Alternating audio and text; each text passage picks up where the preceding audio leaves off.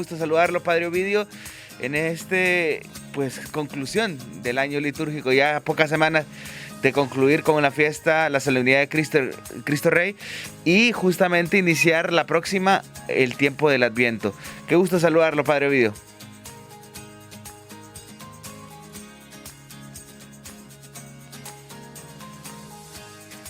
Estamos totalmente en directo después de haber iniciado con las lecturas con la Eucaristía de este domingo, del 32º domingo del tiempo durante el año, en donde ya el Señor nos va marcando un camino muy bien interesante, y el ejemplo de la primera lectura que ya le iremos consultando al Padre Ovidio Rodríguez, y sobre todo de vivir este tiempo para el Señor, y sobre todo prepararnos para esta gran solemnidad de Cristo Rey y la conclusión de este año litúrgico, que ya pronto será. Ya el próximo domingo tendremos la 33ª semana, también tendremos la celebración de la Jornada Mundial de los Pobres, y ya posteriormente la fiesta de la solemnidad de Cristo Rey. Padre, hoy sí, qué gusto saludarlo en este día. Buenos días.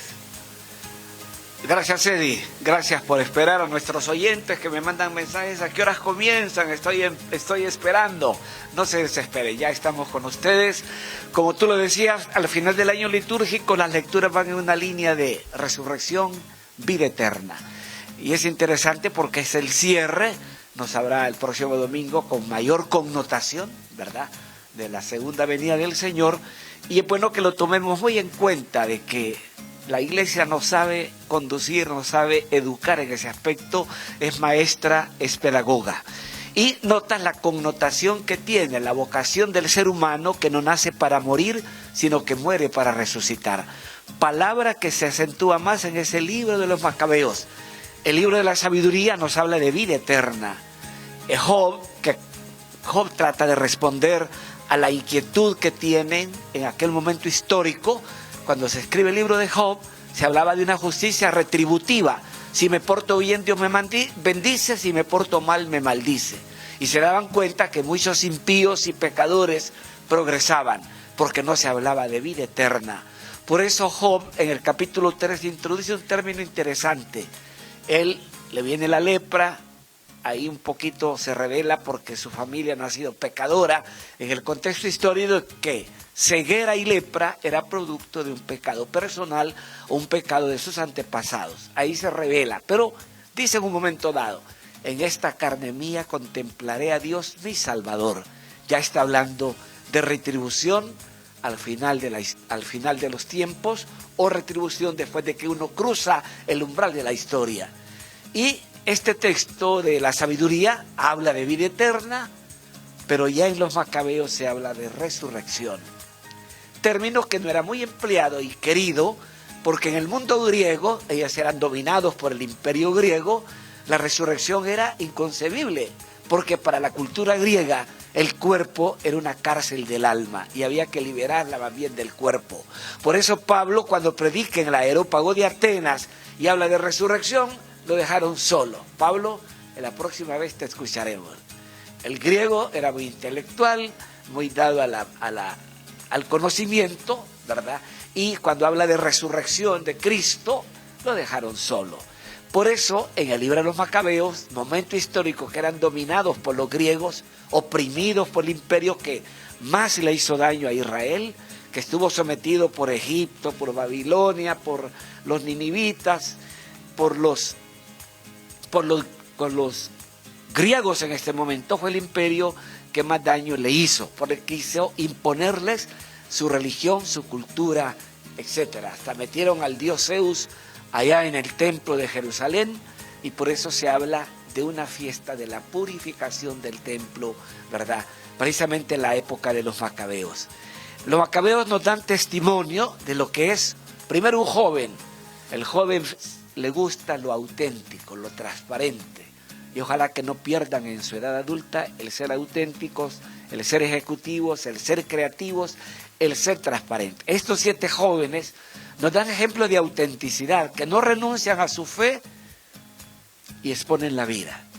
¿Cuántos exponen la vida por el Barcelona, por el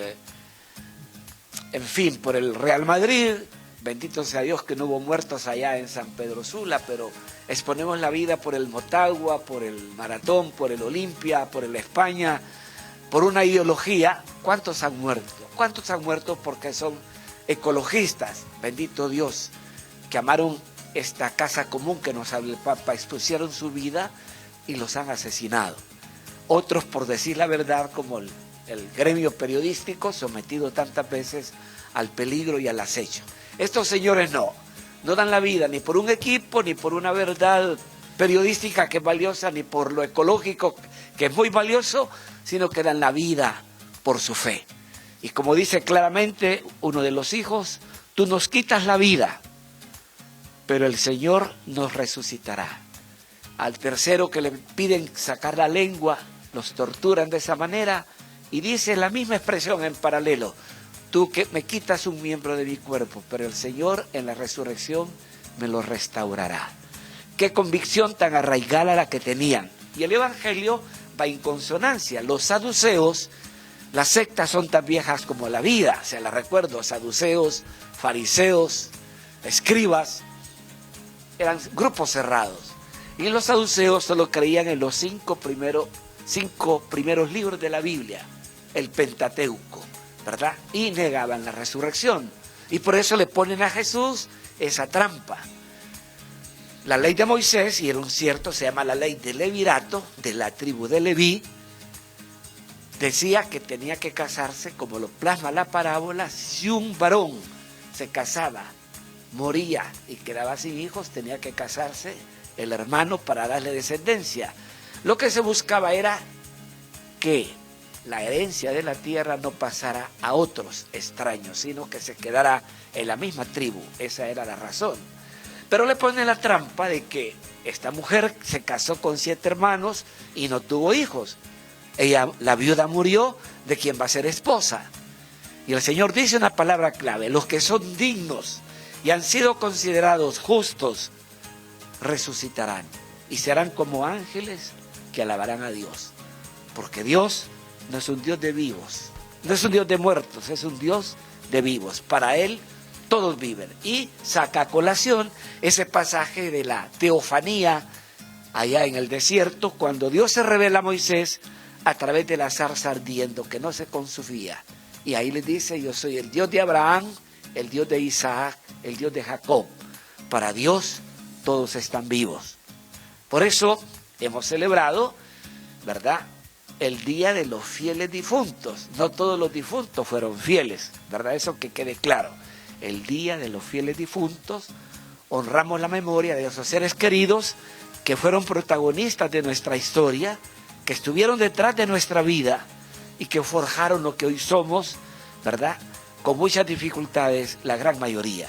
Y recordamos a la vez, en ese contexto de noviembre, fíjense bien, estamos al final del año litúrgico y eso entra en el parámetro. Y celebramos la solemnidad de todos los santos, aquellos que no tienen ni corona ni altar, que no están en el calendario litúrgico, pero como dice el Apocalipsis, sus nombres están escritos en el libro de la vida.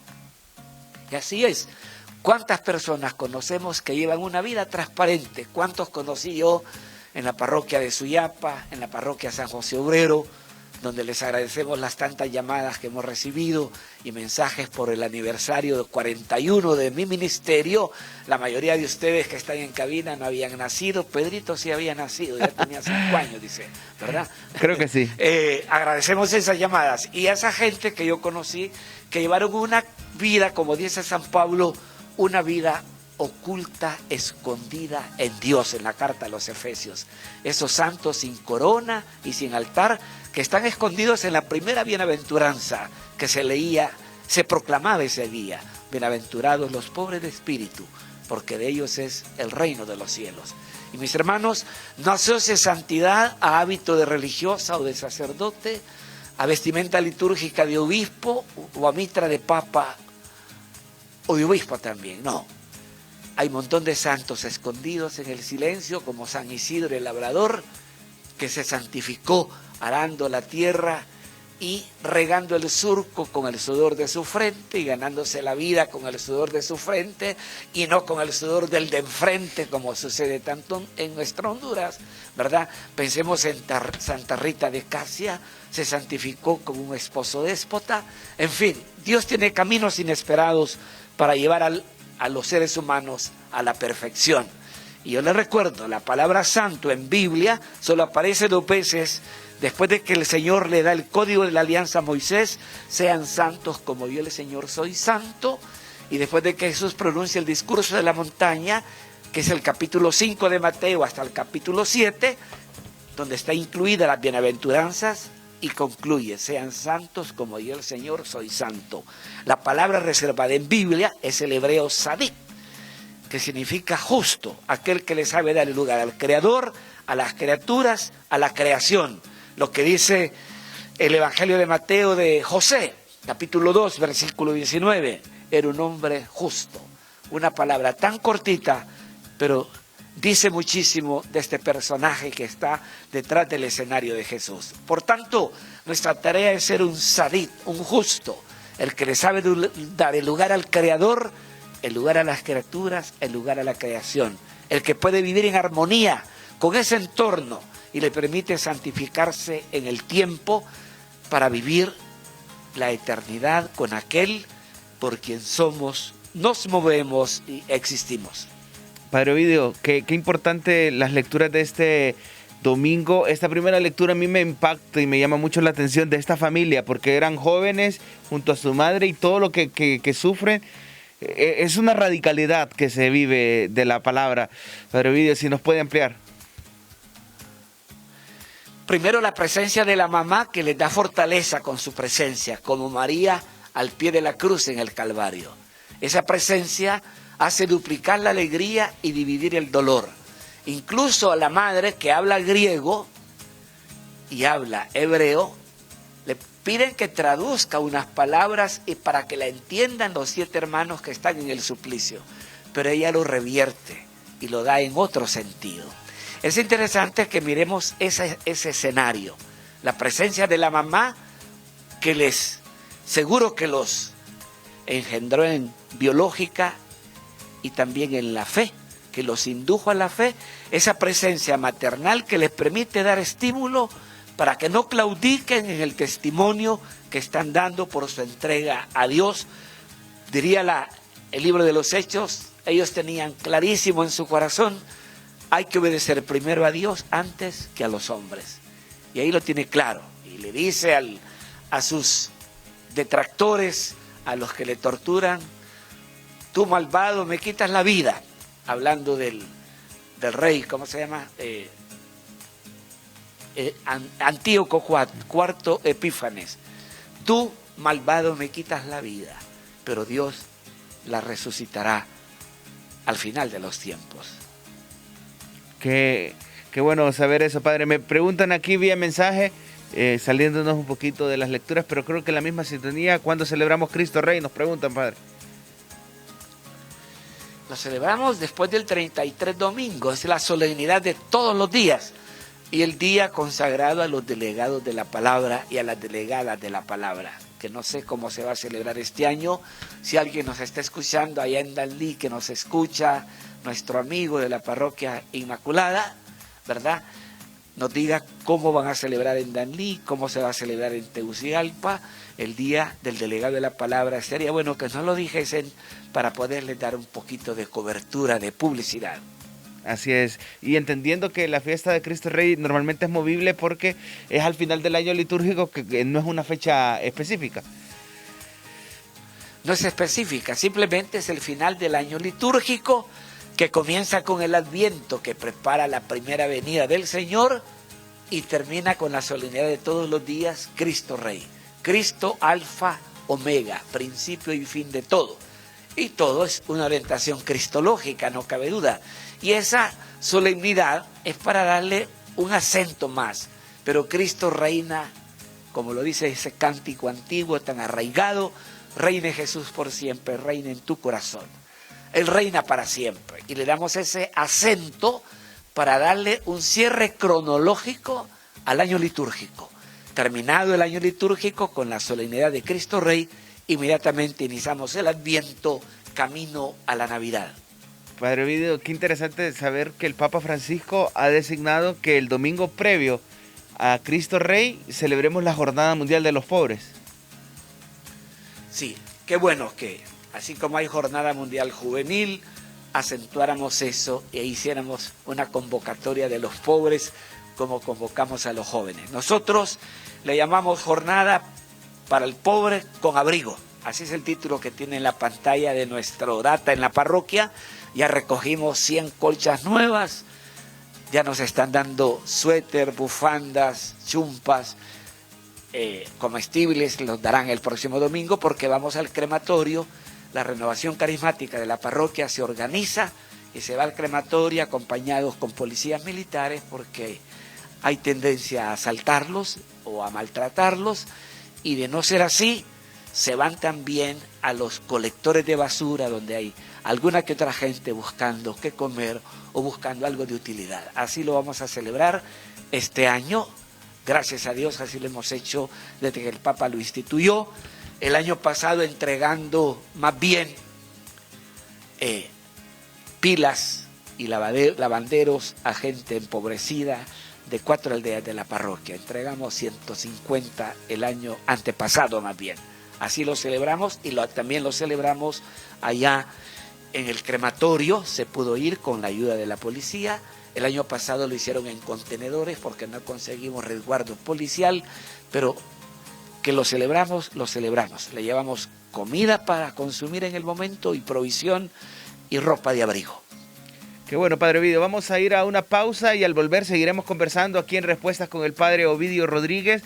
Así que no nos cambie, estamos aquí en este lunes hablando con el Padre Ovidio sobre diversos temas. Si usted tiene alguna consulta, alguna inquietud, nos puede llamar al 2257-1953. Ya volvemos, no nos cambie.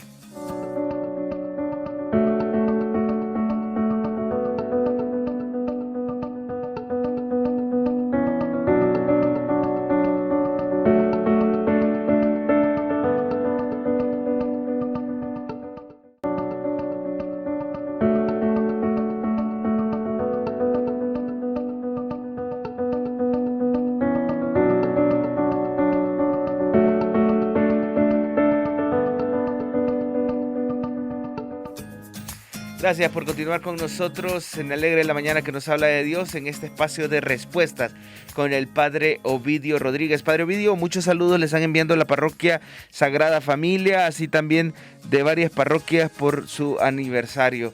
Aprovechan este espacio para felicitarle. Gracias. Ya hemos entrado a este mes de noviembre, Padre Ovidio, en donde además de las fiestas de inicio del mes, de Solemnidad de Todos los Santos, Fieles Difuntos, no hay como fiestas muy marcadas según se tiene previsto, Padre, pero el llamado a la santidad, como usted lo reiteraba, es para todos los días.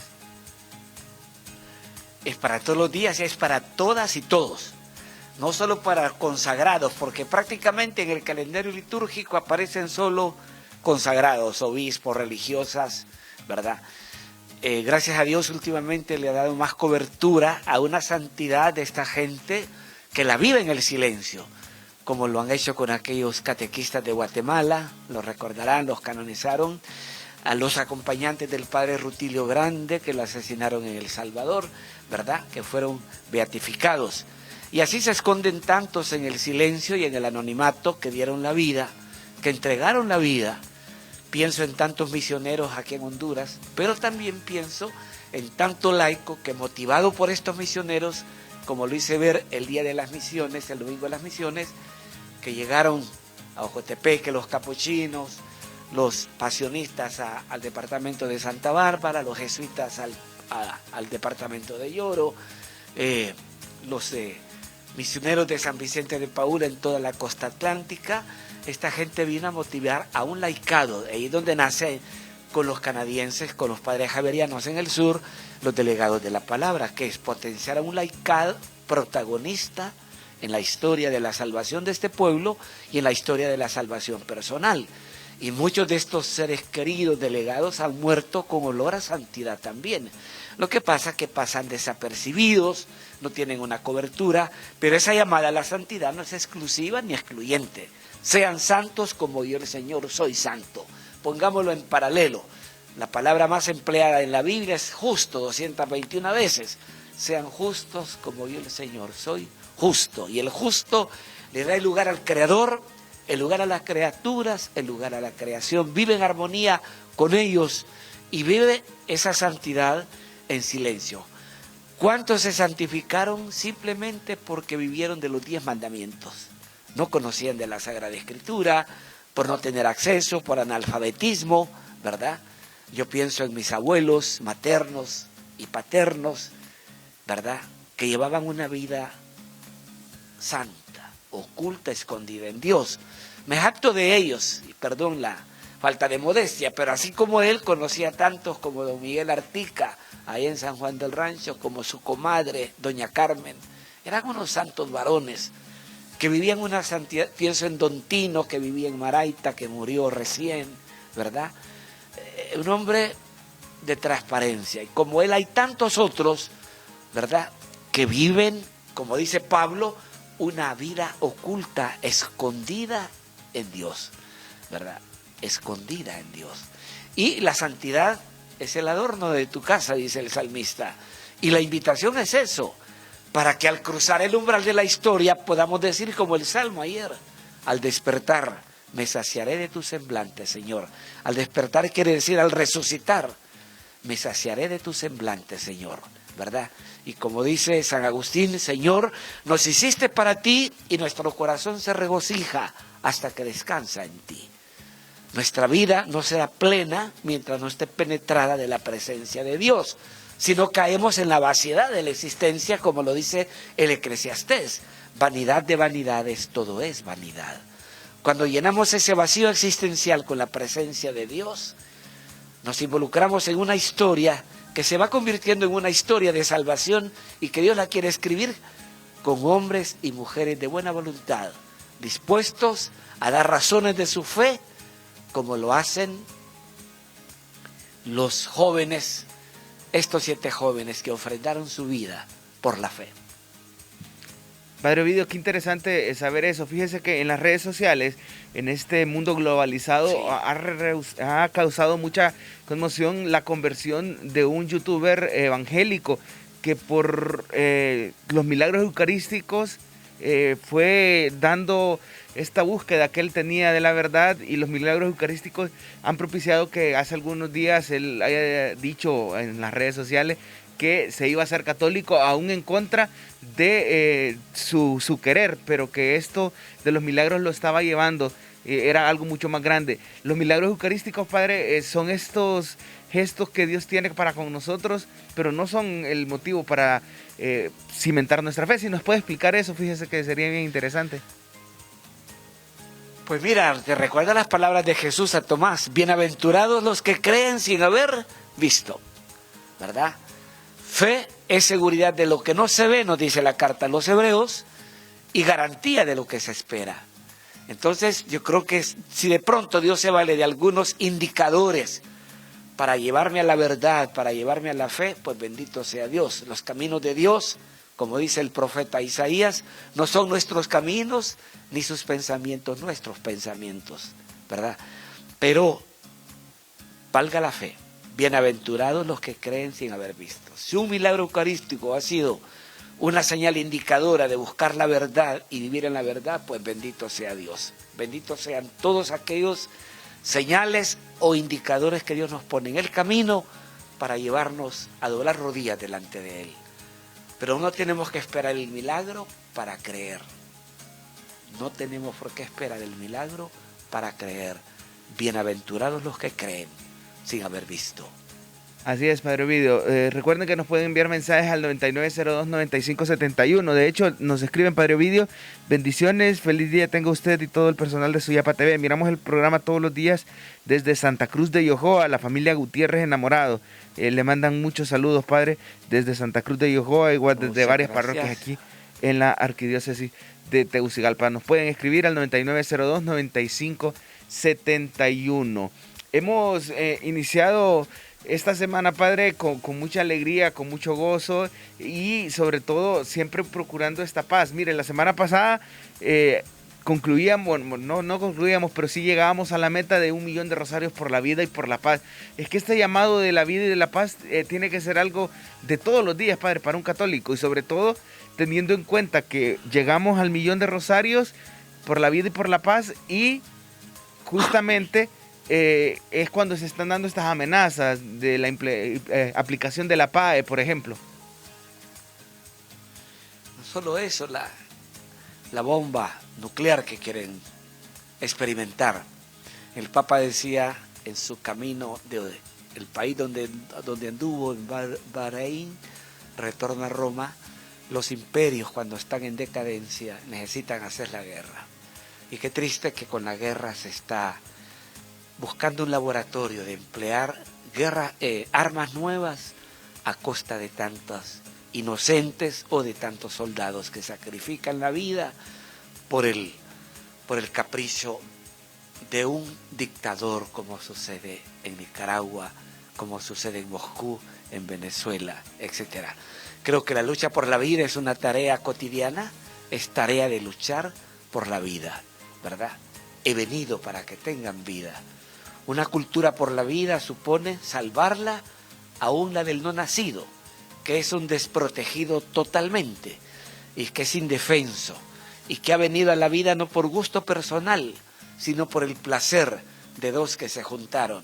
Pero ese placer lo quieren convertir en un crimen, porque no cabe otra palabra. Y yo te digo una cosa, Eddie, la mujer que aborta nunca se perdona, y la que le hace abortar o le hacen abortar no se perdonan tampoco, siempre cargan con ese sentimiento de culpa, porque la vida es don de Dios desde el momento en que está gestándose en el vientre de una mamá, y nadie tiene derecho a quitarla.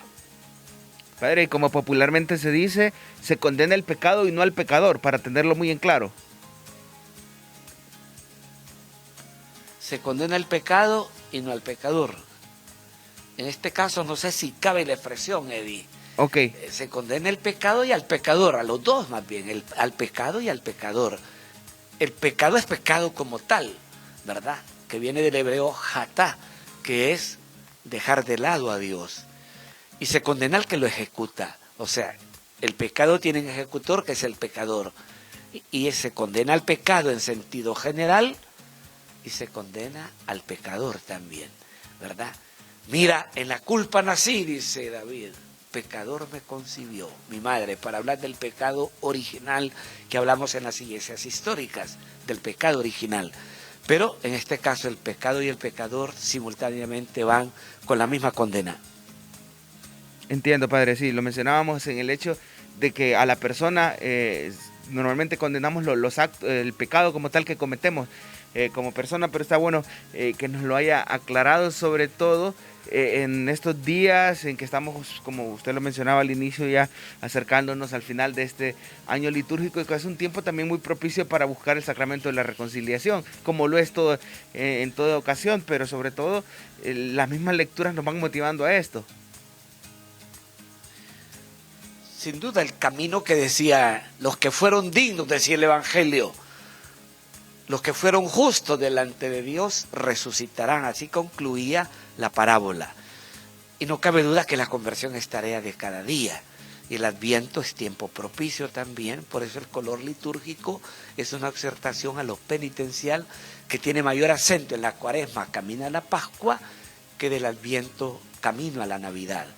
Creo que debemos estar así como siempre expectantes, es la vida del creyente. Y en este tiempo vamos a leer el libro del Apocalipsis, ¿verdad? Que es un malentendido, es un género literario.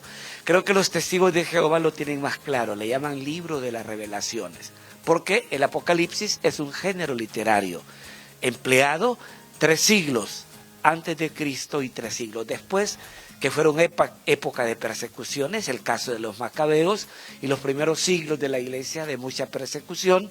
Y la trama del Apocalipsis es que hay una persecución abierta contra los creyentes, segundo momento, una intervención de Dios, y un tercer momento, el triunfo de los justos, y así cierra el Apocalipsis. Estos son los que vienen de la gran tribulación, pero cada perícopa, cada texto tiene que ser leído en esa clave y comprender otro detalle. ¿De dónde sacaban la fortaleza los perseguidos? Pensemos en la primera comunidad cristiana, pensemos en los personajes del libro del Apocalipsis.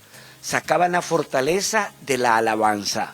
Es lo que pedimos por la iglesia nicaragüense, que saque de la alabanza la fortaleza para resistir al asedio de un dictador y de una bruja que es la que manda en el fondo, y la que ha hecho, y lo que ha hecho con tantas ONG y con tantas instituciones de vida consagrada que ha ido sacando del país. Uno debe leer el Apocalipsis con ese tono. Sacan la fortaleza de la alabanza. Y basta recorrer los hechos de los apóstoles, cómo salían de las cárceles, alabando a Dios. Después de haberlos linchado, de haberlos dado azotes, quedaban alabando a Dios. Y eso vale para nosotros hoy. El que vive una circunstancia premiante en este momento, una dificultad por una patología, por el cáncer que es tan común, por una circunstancia difícil que está viviendo, si quiere tener fortaleza, alabe a Dios, como dice el Salmo 63, bendigo al Señor en todo momento, su alabanza está siempre en mi boca.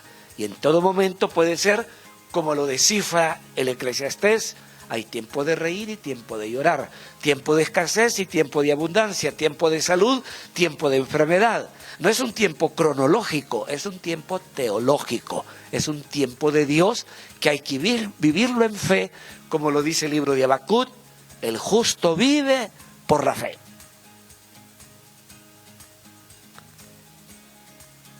Qué importante saber eso, Padre Ovidio. Fíjese que nos preguntan a través de mensaje si cómo hacer para bautizar a mi hijo, dice, ¿cuáles serían los trámites? ¿Qué tiene que hacer una persona que desea bautizar a un hijo, Padre Ovidio?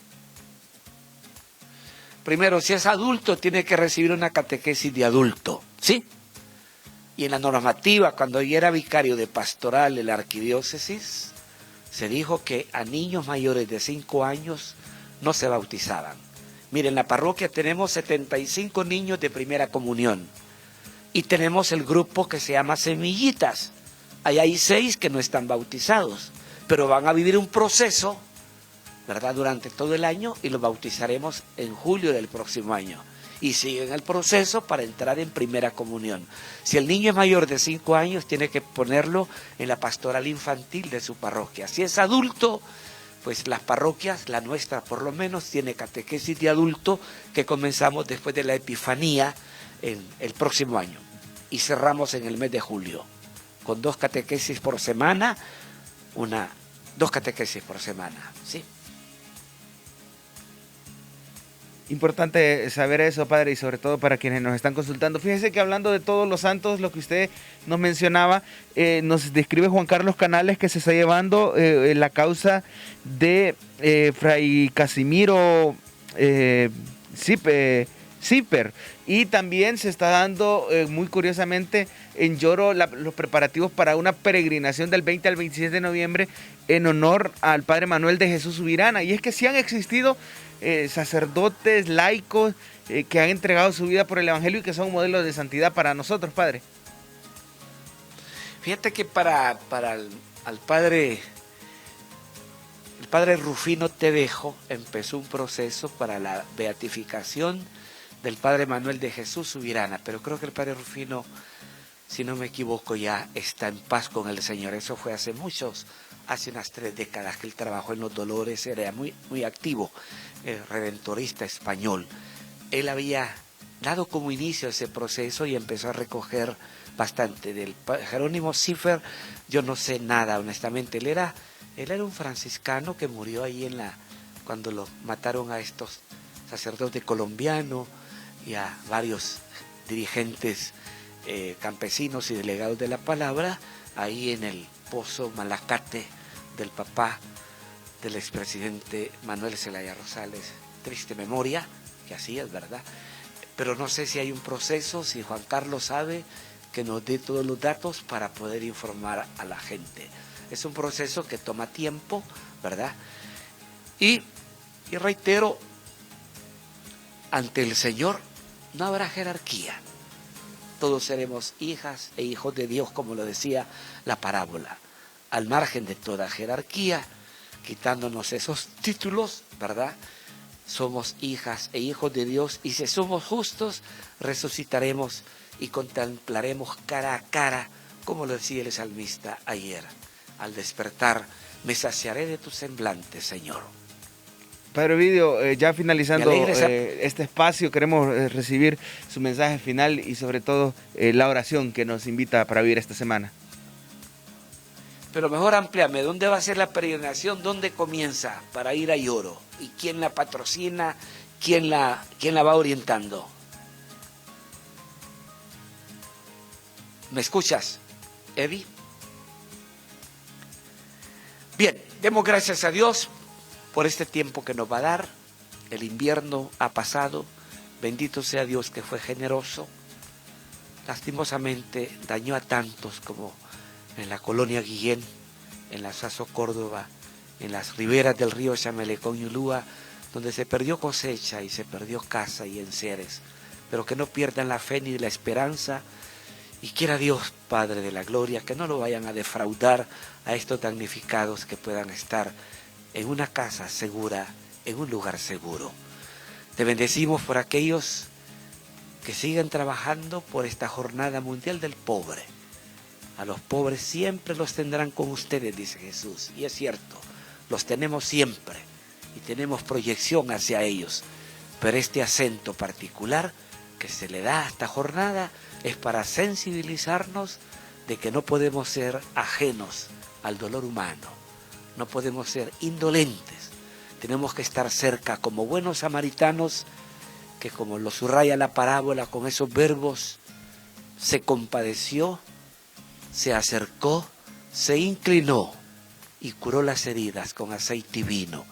Y como lo reza el prefacio del buen samaritano, que echemos el aceite del consuelo y el vino de la esperanza en tantas heridas abiertas que hay, en hermanos que sufren por falta de trabajo, por falta de techo, por falta de salud.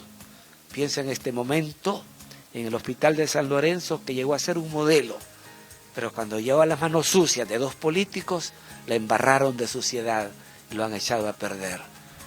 Como ellos, hay tantos que sufren por no tener medicamentos en los hospitales públicos. Pidámosle a Dios que se abastezca para salir al encuentro del dolor de tantos que sufren esta realidad apremiante. Queda en tus manos, Señor, en manos de estos dirigentes de salud, estas soluciones para el bien del más desprotegido de nuestros hondureños. Códote en tus manos en el nombre de Jesús, el que vive y reina por los siglos de los siglos.